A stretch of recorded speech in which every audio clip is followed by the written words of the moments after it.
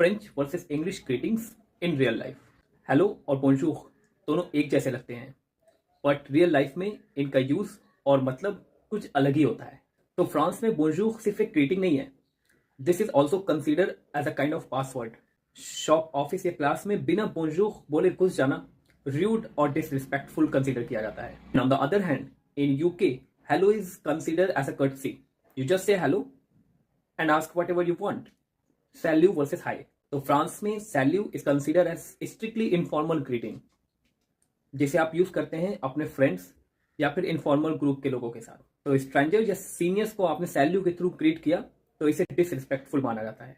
On the other hand, English में hi हर जगह चलता है, सावा and how are you. France में सावा अक्सर सीरियसली ही लिया जाता है। If you will ask someone सावा, you will definitely get the real answer. On the other hand, in English, how are you, it's treated as a kind of greeting only.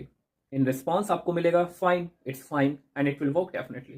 Now bonjour versus good morning. तो France में bonjour सुबह से शाम और शाम से midnight रात पर चलता है, और गुड आफ्टरनून जैसा इनके पास कोई स्ट्रिक्ट रूल्स नहीं है। It's kind of optional greeting.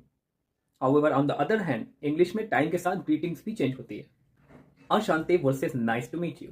तो फ्रांस में अशांति सिर्फ स्ट्रिक्ट मीटिंग के लिए ही यूज होता है, बार बार बोलना it seems quite awkward to people. On the other hand, English में nice to meet you use करना इट्स क्वाइट नॉर्मल। ओववा वर्सेस गुड बाय। तो French greetings structure and respect show करती है, और फ्रांस में ओववा सॉफ्ट और पोलाइट कंसिडर किया जाता है। On the other hand, in English, goodbye seems to be a just formal और अ फाइनल ग्रीटिंग्स, या फाइनल सा लगता है।